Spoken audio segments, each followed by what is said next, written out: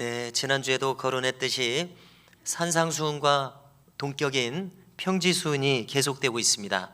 30절에 걸쳐서 이어지는 이 산상수훈과 같은 내용, 참 보배로운 말씀입니다. 우리는 오늘 이 말씀을 잠시 나누고 지나가지만 우리는 일평생 이 산상수훈의 말씀을 곱씹으면서 과연 이 뜻을 나는 어떻게 행할 수 있을까, 이렇게 되새겨보는 마음이 꼭 필요하다고 믿습니다. 27절을 보니까 너희 원수를 사랑하며 너희를 미워하는 자를 선대하라고 말씀합니다. 또 28절에서 너희를 저주하는 자를 위하여 축복하며 너희를 모욕하는 자를 위하여 기도하라 말씀합니다. 또 29절에서도 너의 입뺨을 치는 자에게 젖뺨도 돌려대며 내 겉옷을 빼앗는 자에게 속옷도 거절하지 말라고 합니다. 자, 이 구절들은 우리가 많은 성경을 늘 읽습니다마는 대단히 놀라운 구절들입니다. 아마 신자로서는 가장 부담스럽게 여기는 구절들 중에 이 구절들이 단연히 있다고 생각합니다. 그런데 우리가 교회사를 살펴볼 때에 참으로 은혜롭고 놀라운 이야기들이 많이 있는 것을 발견하는데요, 이 말씀들을 실제로 실천한 믿음의 선진들의 이야기가 대단히 많이 찾아집니다. 자, 우선 멀리 갈 것 없이 우리 주님부터 이렇게 하셨습니다. 또 신약의 인물 중에서 스데반 집사도 이렇게 했습니다. 우리 한국 교회사에서는 손양원 목사님도 마찬가지입니다. 그는 사랑의 원자탄이라는 별칭을 받을 정도였습니다. 누가 표현했는지 참 놀라운 표현입니다. 사랑의 원자탄, 얼마나 감당할 수 없을 만한 그런 사랑을 그분이 나타냈는지 잘 나타내주는 표현입니다. 자, 오늘 제목을 원수를 사랑할 수 있는 힘은 어디서 오는가, 이렇게 질문을 던졌습니다.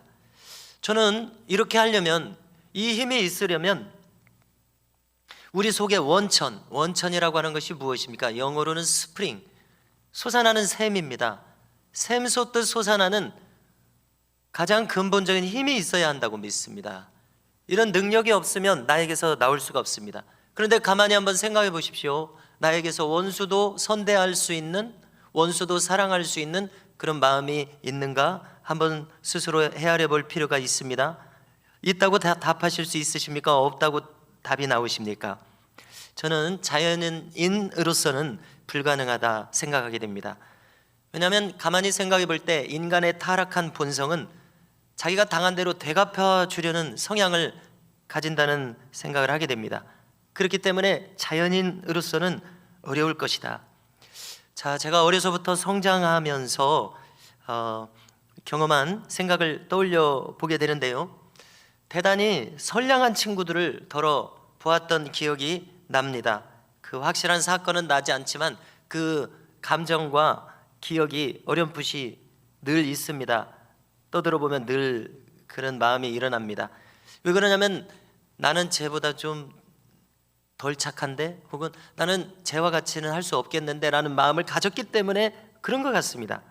제가 생각할 때 그 친구들은 신앙이 없어 보이는 것 같았는데도 순박한 모습을 보였습니다.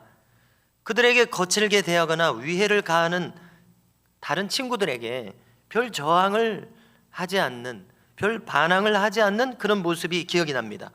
이렇게 대수롭지 않게 생각하는 것 같았습니다. 신기할 정도였습니다. 자, 이런 마음을 무엇이라고 불러야 될까요? 시골 인심이라고 불러야 될까요? 아니면 그 아이의 고운 심성이라고 이렇게 불러야 하겠습니까? 이처럼 자연인도 선량한 사람이 있습니다. 저는 그 친구들이 그때그때마다 신앙이 있는 사람인지 물어보지 않았기 때문에 그들이 자연인이라고 추정을 하게 됩니다. 자, 그러나 오늘날 우리가 현대인의 모습을 떠올리면은 뉴스를 그렇게 많이 들어서 그런지 사남과 억센 모습을 떠올리게 됩니다. 적어도 저는 그렇게 되는데요, 그런데 더러 신자들에게서도 그런 거센 모습을 보게 되는 것 같습니다. 저는 20대 중반을 보냈었던 이 염산교회, 이대 앞에 염산교회에 그 담임 목사님 방을 어떻게 집 나르다가 들어간 것 같았습니다.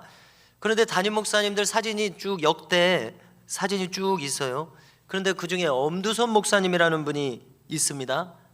책에서 봤던 목사님이라 좀 놀랐습니다. 아니, 이 목사님이 이 교회에 계셨단 말인가? 이런 느낌이었습니다. 제가 97년도에 신대원에 들어가니까 저는 정서적으로 좀 쉬는 시간을 가지고 싶었던 모양입니다. 왜냐하면 19살에 부름을 받아서 쉼 없이 달려왔기 때문입니다. 아니, 목회자로 부름받기 전에도 중학교 때 교회 생활 충실히 했습니다. 중3 때 반사가 된 이후로는 토요일 주일 할 것 없이 쉼 없이 찬양대로도 달려왔습니다. 그렇기 때문에 처음으로 제가 젊은 시절에 좀 쉬었으면 하는 그런 마음이 들었던 것 같습니다. 그 전부터 여름에 3년 동안 준비했었던, 군대 갔다 온 다음에 95, 67 3년 동안 준비했었던 스리랑카 단기 선교, 우리 청년들이 30 몇 명 간 것 같습니다. 이것을 잘 마쳤습니다. 잘 준비했고 잘 마쳤습니다. 그리고 나자 저는 차분히 내면을 정리하고 싶었던가 봐요. 그때 제 손에 들어온 장신대 앞에 서점에서의 책들이 엄두선 목사님 책 여러 권이 들어왔습니다. 엄두선 목사님은 이세종, 이연필 선생의 제자를 스스로 자처하는 것처럼 느껴졌습니다. 그분의 글들은 대단히 이 거룩함을 추구하는 글들이었었어요. 보통 목사님의 설교들보다도 더 깊이가 있다, 이런 느낌이 들었습니다. 그렇게 설교하는 분들이 잘 없습니다. 그래서 그분의 글귀가 아직도 뇌리에 간간히 남습니다. 그 느낌이요. 그 구절은 없을지라도 구절은 이제 책을 떠들어 보면 나오죠. 그래서 어렴풋이 기억나는 그분의 이 소회 중에 하나가 뭐냐면은, 나는 교회 목회를 하면서 적잖이 상처를 받았다, 이런 기억이 떠올라요. 그리고 이제 거기다 뭐라고 덧붙이냐면, 그것은 현대 교인들이 사납기 때문이다. 그리고 이제 그것은 신자들의 모습이 아니다. 나는 현대 교회에서 타락한 인간들의 모습에 적잖이 괴로웠다. 자기 이제 목회 회고를 하는 거예요. 저는 최근 며칠 사이에 조나단 에드워즈의 신앙 감정론이라는 책을 떠들어 봤습니다.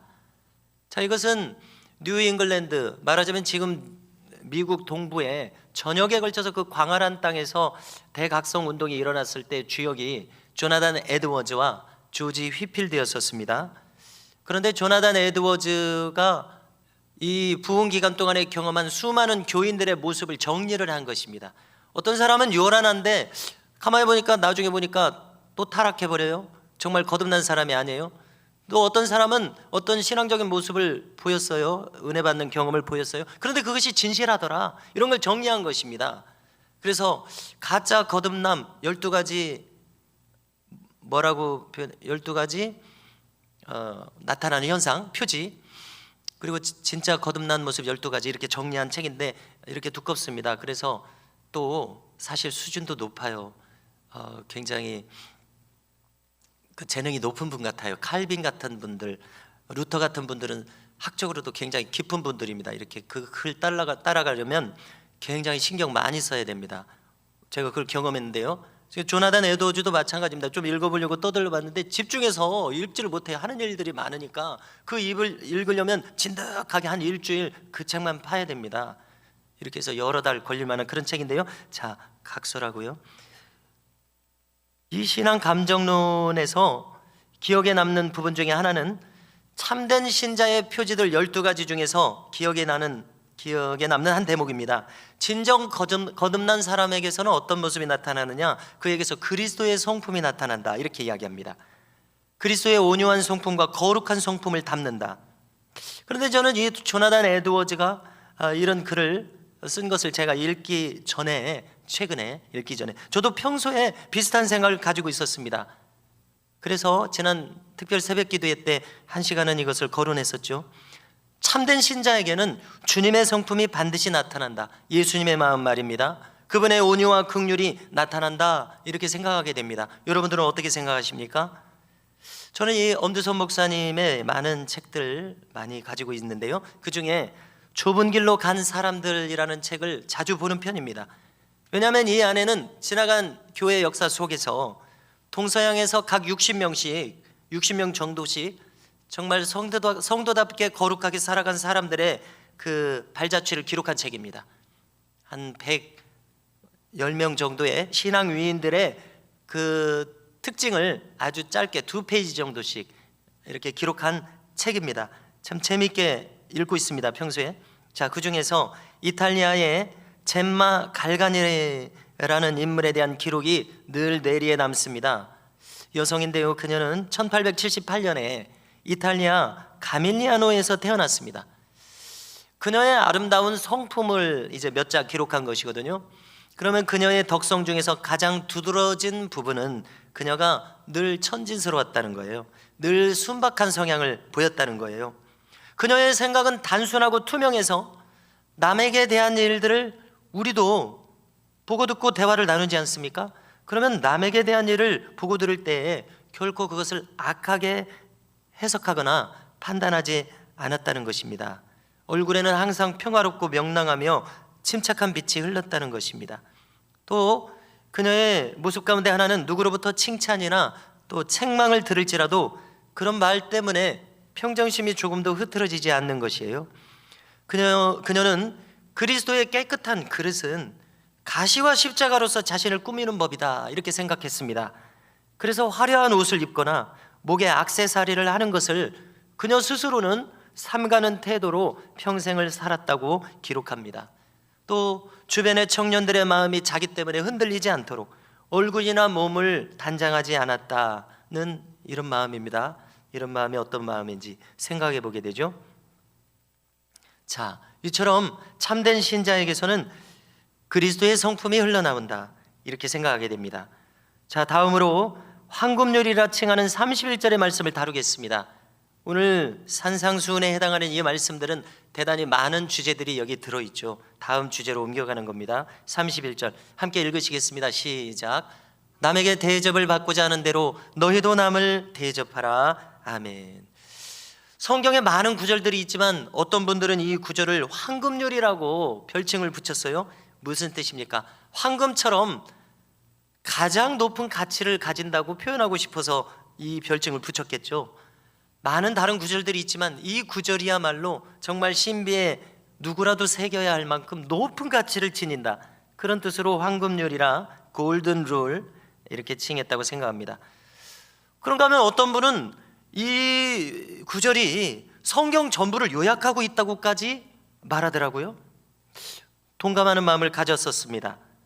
자, 대인, 즉 하나님을 향해서, 인간을 향해서 모든 것을 통틀어서 세상의 말대로도 뭐라고 이야기합니까? 나 하는 것에 달려있다, 이런 말을 하지 않습니까? 세상 사람들도 나 하는 것에 달려있다. 며느리도 학생도 제자도 나 하는 것에 달려있다, 이렇게 세상도 말을 합니다. 지금 이 황금률이 바로 그것 아닙니까? 하나님께도 사람에게도 내가 어떻게 하느냐에 달려있다, 이렇게 말할 수가 있어요. 자, 하나님께 대해서 생각해 봅니다. 우리가 하나님을 마땅한 하나님께서 가지고 계신 가치 그대로 대접해드리면 하나님도 그에 맞게 우리를 대접해 주실 것입니다. 가만히 우리의 신앙생활을 생각해 보면 이 말이 맞아요. 가치에 맞게 하나님을 대접해 드린다는 바로 그 뜻, 영어로 예배를 워십이라고 합니다. 간간히 영어로 쓰지 않습니까? 워십이라고. 그런데 이 워십이라고 하는 말 뜻이 그 뜻을 가지고 있어요. 워스가 가치라는 뜻입니다. 십은 이제 명사를 만드는 꾸린말인데요, 그에 걸맞게라는 그런 의미를 가지고 있는 것 같습니다. 그러니까 worship은 그 가치에 걸맞게 하는 어떤 행함을 가리키는 것이죠. 즉 하나님께 우리가 worship을 하니까 하나님의 가치에 맞게 예배 중에 대접해 드리는 겁니다. 이게 worship입니다. 그러면 하나님의 가치에 맞게 대하는 사람들을 보고 하나님이 어찌 기뻐하시지 않으시겠냐는 것이죠. 자, 그러나 우리가 하나님을 그분의 마땅한 가치에 못 미치게 대접해 드린다면, 즉 만홀하게도 취급한다면, 하나님을 취급한다면, 하나님의 본 가치와 다르게 우리가 취급한다면 하나님도 그에 따라서 우리를 취급하실 수밖에 없는 것이 만고의 법칙임을 깨닫습니다. 왜냐하면 행한 대로 갚으신다고 하셨기 때문에, 심은 대로 거둔다고 하셨기 때문에요. 그러니까 하나님을 향해서도 얼마나 중요한 구절입니까? 자, 그러나 하나님께 대해서 잠시 생각해 봤습니다만은 인간에 대해서도 마찬가지입니다. 자, 우리는 타인들과 함께 살아가고 있습니다. 가정에서도 교회에서도 어디서나. 자, 내가 누군가를 대접하면 그도 나를 대접할 것이지만 만일 내가 누군가를 하찮게 취급하면 그도 나를 하찮게 취급할 것은 자명한 것이라는 것입니다. 그러므로 우리는 항상 내가 먼저 생각할 것은 평소에 내가 대우받고 싶은 바로 그 바람 그대로 남을 대우해 주는 일을 습관화해야 할 것이라고 믿습니다. 오늘도 우리가 이 말씀을 들으면 이미 알고 있는 말씀이요, 그래서 내 신비에 새겨져 있다고 생각할 만한 말씀입니다. 많은 실제 생활할 때는 우리의 마음이 흐트러지는 것을 경험하죠. 이 말씀을 알았던가 하는 것처럼, 내가 이 말씀을 알았었는데 내가 왜 이렇게 행할까, 이런 마음이 들게 되는 것 같습니다. 자, 어떤 것을 반복하면 습관이 된다고 하죠. 그러면 그 습관은 나아가서 그 사람의 인격이 되고, 그 사람의 인격은 그의 운명을 좌우한다는 유명한 말이 있지 않습니까? 바로 이 황금률에 대해서도 이 말은 참이라고 믿습니다. 자, 제가 오전에 집에 뭘 설치할 일이 있어서 또 혼자 할 수 있는 일이 아니라 어떤 기사분을 요청해서 오시라고 해서 설치를 했습니다. 설치 기사가 하는 말씀이 재밌어서 제가 기억에 남습니다. 뭐라고 얘기하냐면요, 아저씨가 너무나 친절해가지고 원래 받으려고 하는 것보다 2만 원을 덜 받겠습니다, 이러는 거예요. 그래서 제가 뭔가 좀 흐뭇한 마음이 들면서 이런 생각이 스쳐갔습니다. 얼마나 사람들이 거칠게 대하면 좀 덜 받을 만큼 고마운 마음이 들었을까, 이런 생각을 해봤습니다. 내가 그렇게 친절했나? 사람들이 그렇게 야박한가 평소에? 이런 마음이 들었다는 것이죠. 그래서 그 순간 제가, 아니 무슨 말씀이십니까? 원래 받고자 하는 대로 받으세요, 이 말을 했으면 좋았을 것을 나중에 생각했습니다. 그때는 좀 주저했어요. 근데 이제 나중에 생각해보니까 아유, 내가 그 말까지 했으면 더 좋았을 텐데, 이런 후회하는 마음이 들어졌습니다. 자, 무엇인가 나를 선대하니까 남도 선대하는 마음이 생기는 것처럼 내가 대접받고 싶은 그대로 남을 선대하는 것을 꼭 잊지 않아야 함을 깨닫게 됩니다. 자, 이제 더 진행해서 32절 이하를 봅니다. 주님의 교훈은 한마디로 말해서, 거기 많은 구절들이 쭉 써 있습니다만은 제가 이렇게 요약해 보겠습니다. 주님의 교훈은 산상수훈의 말씀 표현대로 남보다 더하는 것이 무엇이냐, 이 말씀이라고 생각이 되어집니다. 자, 누군가 또 앞서간 신앙인이 이렇게 말한 것을 제가 늘 기록해 놓고 기억하고 있습니다. 제 마음에 찔리기 때문에요. 우리는 누군가를 향해서 미소를 지어줄까로 고민하는 사람이 아니다, 얼마나 많이 미소를 지어줄까로 고민하는 사람이어야 한다, 이 기록입니다. 그리고 이제 그 다음 기록에 타인에 대해서 감정은 극소로 하고 그 사람에 대한 가치평가는 극대로 대하는 사람이 되어야 한다, 이런 제 기록을 제가 기억하고 있습니다. 자, 주님의 말씀을 요약해보면 남보다 더하는 것이 무엇이냐, 이것이 그리스도의 마음인 것을 확인하게 됩니다. 자, 우리 주님을 한번 생각해 보십시오. 수많은 인간들이, 피조물인 이 인간들이 주님께 대해서 어떻게 행하고 있습니까? 하나님께 대해서 어떻게 행하고 있습니까? 우리도 마찬가지죠. 지금은 신앙을 가지고 살아가고 있습니다마는 우리가 깨닫지 못했을 때 주님의 가치에 합당하게 대접해 드리지 못했습니다. 그리고 수많은 세상 사람들이 주님께 함부로 하고 있어요. 그러면 주님께서 함부로 하는 것만큼 그들에게만 하셨더라면 그분은 주님이실 수가 없으실 것입니다. 오늘 말씀에 따르면요, 그 하나님은 하나님이실 수가 없으실 것입니다. 주님은 어떻게 하셨습니까? 사람들이 자신에게 행하는 그것에서 한 걸음 더 나아가서 주님께서는 아예 십자가에서 그들을 위해서 죽어주기로 하셨습니다. 이것이 성경의 핵심 아닙니까? 주님의 사역의 핵심 아닙니까? 남보다 더하는 것이 무엇이냐, 이 말씀을 하시려면은 주님 자신도 인간들보다 더하는 것이 있으셔야 이 말씀을 거리낌 없이 하실 수가 있으시겠죠. 그런데 주님은 과연 십자가에서 사람들이 자신에게 행했던 것보다도 더 나아가서 그들을 위해서 죽으시는 남보다 더하는 그 무엇인가를 하셨다는 사실입니다. 십자가에서 이것을 행하셨습니다. 그런데 가만히 생각해 보건대 아직 우리가 원수 되었을 때 그렇게 하셨습니다. 아직 죄를 깨닫지도 못하고 있었는데도 그렇게 하셨습니다. 아직 많은 인간들이 주님께, 창조주이신 주님께 고개를 뻣뻣하게 세우고 있었는데도 그렇게 하셨습니다. 아직 이유 없이 창조주를 대적하면서 살아가고 있는 사람들을 위해서조차 주님은 그렇게 하셨습니다. 주님은 우리를 선대하시고 후대하셨습니다. 십자가에서 나를 대신해서 생명을 버리셨습니다. 그래서 우리가 어떻게 이 사랑을 다 헤아릴 수 있겠느냐는 생각이 듭니다. 조금이라도 내가 이 사랑을 어떻게 깨달을 수 있겠는가 하는 생각이 들어집니다. 35절 끝부분입니다. 그는 은혜를 모르는 자와 악한 자에게도 인자하시니라. 우리 주님의 마음이 이와 같았습니다. 자, 오늘 제목에 원수를 사랑할 수 있는 힘은 어디서 오는가, 이 질문을 함께 드리고 생각하고 있는데요, 그것은 우리 자연적인 인간의 힘으로는 불가능하다고 생각합니다. 오직 지금 잠시 나누었던 이 주님의 마음과 같은 그 마음을 가져야 가능함을 깨닫게 됩니다. 악인과 선인 모두에게 햇볕과 비를 주시는 주님의 마음입니다. 아직 죄인인 사람들을 위해서 기꺼이 십자가를 지시는, 도무지 이해할 수 없는, 헤아리기 어려운 이 주님의 마음입니다. 주님처럼, 스데반처럼 뭐라고 말씀하시면서 십자가에서 죽으셨습니까? 돌에 맞아 죽어가고 있었습니까? 저들은 자기의 하는 일을 알지 못함이니이다. 저들을 사하소서.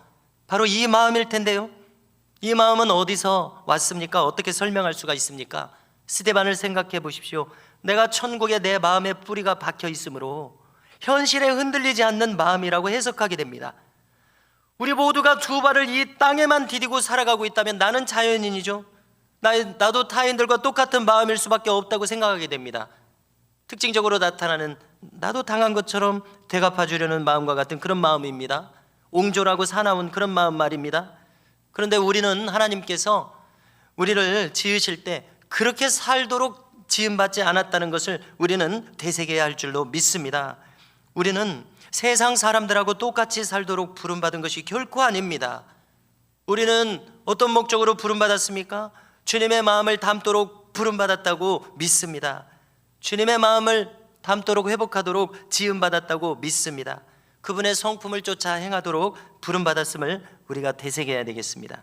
36절, 너희 아버지의 자비로우심 같이 너희도 자비로운 자가 되라, 거듭 말씀하십니다.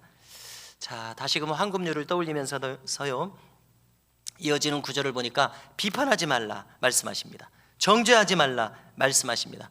우리가 잘도 해왔던 마음 씀씀이들입니다. 그런데 가만히 생각해 보면 황금률대로입니다. 내가 비판하고 정죄한 그대로 나도 판단받을 수 있다는 것을 우리는 생각해야 됩니다. 주님의 말씀처럼 곰곰이 생각해 보건대 산상수훈에서는 뭐라고 말씀하셨습니까? 내 눈에 들보를 먼저 생각하라. 내 눈에 들보도 만만치 않습니다. 우리가 생각해 보건대 그렇습니다. 곰곰이 나 자신에 대해서 정직하게 생각해 볼 때 내 눈에 들보도 만만치가 않아요. 38절, 주라, 그리하면 너희에게 줄 것이니 곧 후히 되어 누르고 흔들어 넘치도록 하여 너희에게 안겨주리라. 너희가 헤아리는 그 헤아림으로 너희도 헤아림을 도로받을 것이니라. 단순히 물질에 대한 말씀만이 아니라고 생각합니다.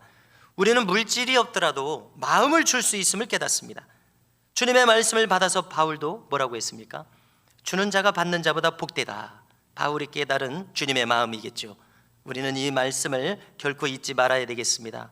단순히 물질만에 대한 것이 아닐 것이라고 생각합니다. 우리의 마음 씀씀이를 말할 것입니다. 성도 여러분, 다시금 생각해 볼 때에 원수도 선대할 수 있는 마음은 결코 내 속에서 발견되기 어렵습니다. 그러면 언제만 가능합니까? 오직 우리 안에 나만 있는 것이 아니라 우리 주님께서 크게 계심으로써, 나를 압도하실 만큼 크게 계심으로써만이 가능한 마음일 것이다 생각합니다. 이것이 우리가 원수도 선대할 수 있는 힘일 것이다 생각하게 됩니다. 주님의 능력으로서 나로서는 할 수 없으되 원수도 선대할 수 있는 능력이 우리 모두에게 임하시기를 주님의 이름으로 축복합니다.